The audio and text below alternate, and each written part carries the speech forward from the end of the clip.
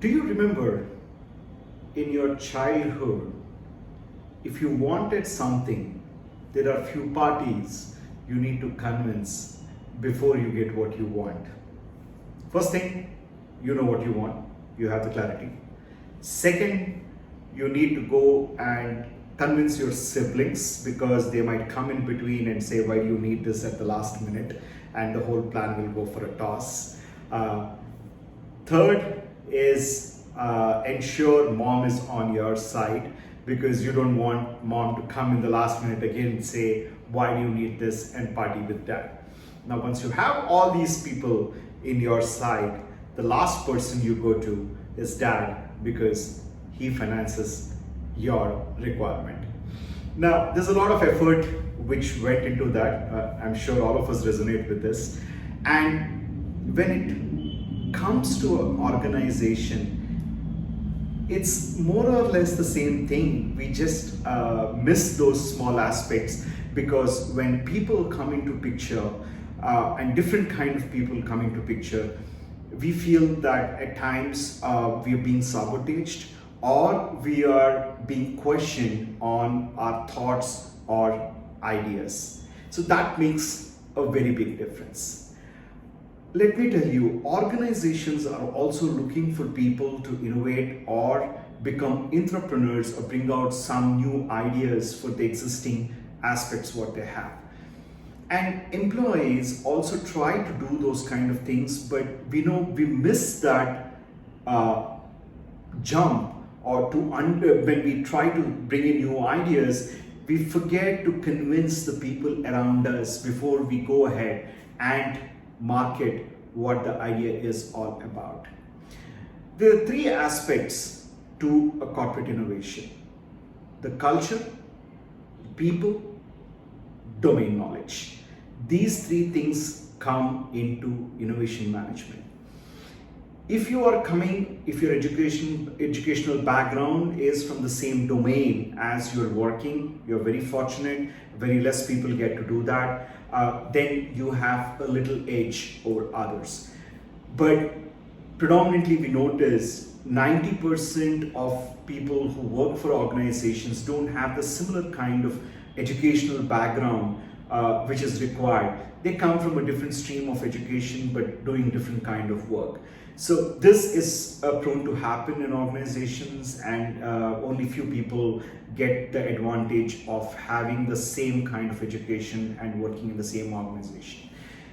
Now look at these three aspects, and we need to understand who are our target audience for our idea to be coming into life. In an organization, yourself, your team members, your immediate managers, and overall the organization. If you refer to the business model innovation or business model canvas for entrepreneurs, which I have done earlier, I clearly mentioned in one of the sections you need to have the buy-in of your team and organization. Organization comes last. Now let me correlate all these things to our childhood memories. The idea, which is yours, you're convinced that you need to do this. Your siblings, here are your team members whom you need to convince. Your mom is the first level managers and the management whom you need to convince, and your clients that your idea is going to do a better job than what the current existing process is. And last but not the least, dad is nothing but the organization who has to fund either financially or time-wise for your idea to become fruitful. As an entrepreneur, it is very, very important to have the time and patience, and most important of all, to understand how the organization functions. We call this the culture. We combine this culture with another word called operations. At times we feel the operations or the culture doesn't suit an innovation mindset. But let me tell you, even back-end office services, what we see very commonly, have a very large scope of innovation. Even a small process change which can impact the client and the organization will be highly rewarded.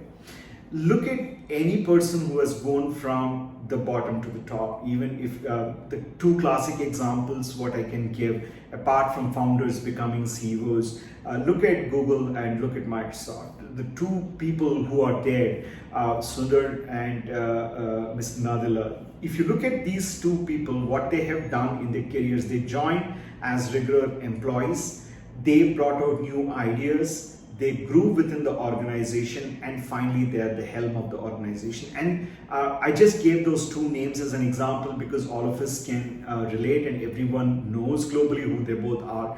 But I know quite a few people who have joined as a regular employee, fresher kind of an aspect, and been with the company and grew in the company because they added that kind of a value.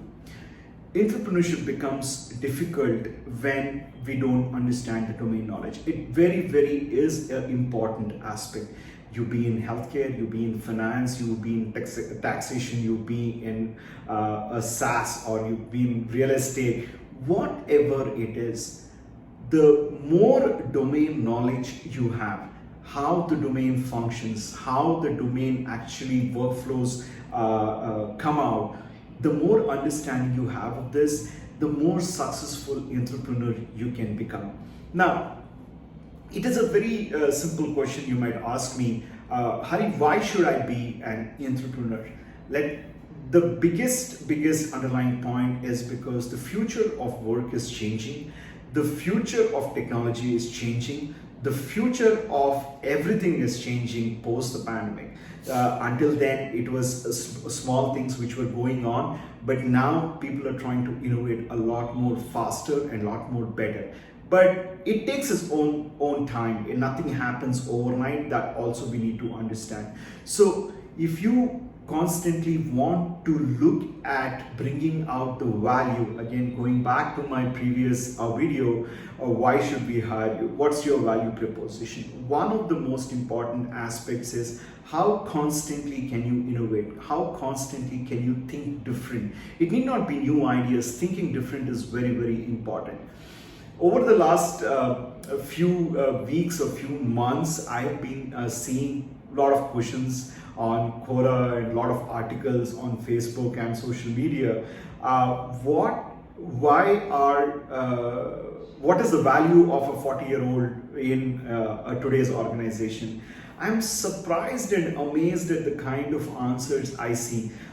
Again, we can segregate all the answers to, 80% of the work is done by the 20% of people. So the remaining 80% of the people are commenting and answering the question. But I'm very disappointed of the thought process of quite a few people in terms of there is no more value. Organizations are trying to cut costs. The lower, you churn the top level employees to the lower end of the employees. Let me tell you, not all organizations work like that, and 98% of the organizations need that experience and exposure. But one thing in difference, what is your value proposition? How constantly can you bring in newness to the table?